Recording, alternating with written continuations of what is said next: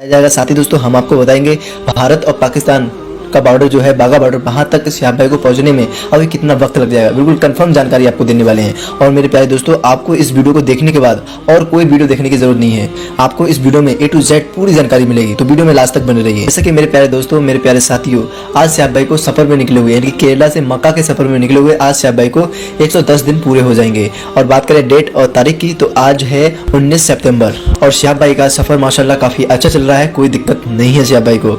और बात करें शहाब भाई ने अभी तक कितना सफर कर लिया है और वह अभी कहाँ है, तो शहाब भाई ने अभी तक 3100 किलोमीटर से भी ज्यादा सफर कर लिया है। बाकी उन्हें अभी टोटल जो सफर करना है वो 8660 किलोमीटर का सफर तय करना है। फिर जाकर वह इंशाअल्लाह 2023 यानी कि फरवरी या मार्च में अपना हज मुकम्मल कर लेंगे, वह सऊदी अरब पहुंच जाएंगे, यानी कि रमजानों से पहले वो अपनी हज मुकम्मल कर लेंगे। चलिए दोस्तों, अब बात कर लेते हैं लोकेशन अपडेट के बारे में कि शहाब भाई की लोकेशन और अपडेट क्या है। तो मेरे प्यारे दोस्तों, उससे पहले आपसे एक दरख्वास्त है, एक रिक्वेस्ट है, जो शहाब भाई से प्यार करते हैं, जो मोहब्बत करते हैं, वो इस वीडियो को लाइक शेयर और कमेंट में माशाअल्लाह और शहाब भाई के लिए दुआ जरूर करें। साथ ही चैनल को सब्सक्राइब कर बेल आइकन को जरूर दबा लें, जिससे कि शहाब भाई को काफी दुआ मिलेगी और हमको काफी मोटिवेशन। जैसे कि दोस्तों आप सभी लोगों को पता है कि शहाब भाई अभी पंजाब में सफर कर रहे हैं और पंजाब में उनका सफर है वो रात का ज्यादा सफर हो रहा है। तो रात में वो इसलिए सफर कर रहे हैं क्योंकि रात में गर्मी कम होती है और ठंडा मौसम होता है, जिस वजह से उनका जो सफर है काफी अच्छा जाता है। अगर वे दिन में सफर करेंगे तो उनको काफी दिक्कत होगी।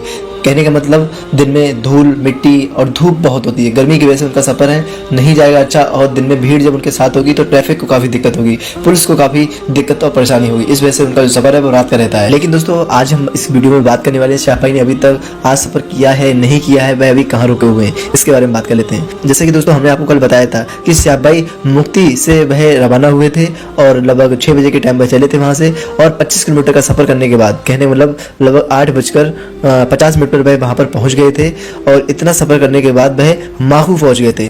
माखू में एक डॉक्टर हैं, डॉक्टर मोहम्मद लकी साहब, उनके घर पर उनके मकाम पर शहाब भाई रुके थे और वहीं ठहरे थे, वहीं उन्होंने खाना पीना किया था। और बात कर लेते हैं आगे की कि शहाब भाई ने कल पूरे दिन क्या किया था, किन किन लोगों से मिले थे, तो सारा कुछ आपको हम बता देते हैं। कल शहाब भाई एक फौजी से मिले जिनका नाम था आमिर अहमद। शहाब भाई उनसे मिले थे, शहाब भाई के लिए वह गिफ्ट यानी कि एक फूल का तोहफा लेके आए थे, जैसा कि आप फोटो में देख पा रहे हो। ये शहाब भाई से मिलने आए थे कल। और उसके बाद शहाब भाई जिन डॉक्टर के घर पे, डॉक्टर साहब के घर पे शहाब भाई रुके हुए हैं, उनके फैमिली के कुछ बच्चे थे जिनके साथ शहाब भाई मिले थे, जैसा कि आप फोटो में देख पा रहे हो। इन सभी से शहाब भाई मिले थे। उसके बाद लगभग 4 बजे के टाइम या 5 बजे के टाइम शहाब भाई सभी से दुआ सलाम के लिए बाहर आए थे और सभी से दुआ सलाम किया और अपनी दुआ की गुजारिश की कि आप सभी लोग मेरे सफर के लिए दुआ करें। फिर सभी के सामने शहाब भाई खड़े थे, सबसे बातचीत कर रहे थे। उसमें से एक इंसान बोला कि शहाब भाई मेरी तरफ देखिए, मैं आपके साथ सेल्फी लेना चाहता हूँ। शहाब भाई से नीचे से बोला कि शहाब भाई मेरी तरफ देखो, मैं आपके साथ एक फोटो एक सेल्फी लेना चाहता हूँ। तो शहाब भाई ने उसकी तरफ देखा और वह बोल रहा था कि शहाब भाई मैं आपसे 500 किलोमीटर दूर से मिलने के लिए आया हूँ, आपसे दुआ के लिए आया हूँ। तो शहाब भाई ने बोला कि आप 500 किलोमीटर दूर से गाड़ी में बैठ कर आए हो और सिर्फ एक फ़ोटो के लिए आए हो, आपको शहाब भाई से मिलने का कोई फ़ायदा नहीं। 5 टाइम की नमाज पढ़ो और दुआओं में शहाब भाई की सफ़र की दुआ कीजिए। और उसके बाद शहाब भाई ने बोला जो लोग 5 टाइम की नमाज मस्जिद में पढ़ना चाहते हैं तो पढ़ सकते हैं, इनके आसपास में मस्जिद है वो वहाँ पढ़ सकते हैं, जिनके आसपास में मस्जिद नहीं है वो अपने घर पे 5 टाइम की नमाज पढ़ें, लेकिन नमाज सभी पढ़ें। फ़ोटो क्लिक करने में कोई फ़ायदा नहीं, नमाज पढ़ने से फ़ायदा है, दुनिया में फ़ायदा है, आखिरत में फ़ायदा है नमाज से। और शहाब भाई से मिलने में कोई फ़ायदा नहीं है, हाँ आपको एक सेल्फी मिल जाएगी, बस ये फ़ायदा है। हाँ मैं अल्लाह के घर जा रहा हूँ, आप सभी के लिए दुआ करूँगा, आप सभी क्या मैं पूरी दुनिया के लिए दुआ करूँगा, सभी के लिए दुआ करूँगा। और आप सभी लोग नमाज पढ़ो और नमाज में मेरे लिए दुआ करो।